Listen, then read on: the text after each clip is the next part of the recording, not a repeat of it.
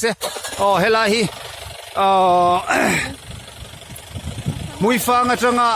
lam chip kong ania hei kan chuan na nia hei sarkar chak tak kong ani hi tiro anti deuh hian ani hei ti hianin tiang hian ani hei kal dan hi Burma kong nge thang o ti hi hei an te khin deuh ber chu nia ti hianin nu ho phei chun chuang ngam lo hei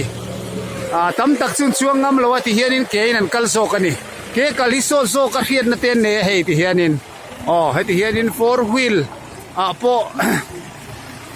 special point po tro kani so khai so kan ho tu ten ni hei hi ti hianin na kal dar ni ta ni heng ang hi ai zo la tanga nai te si mun poi mo sia eng tin nge om thei ti hi ngai tu atham fe ni tu bial nge niang o ti te han zo taila tu bial nge niang hela hi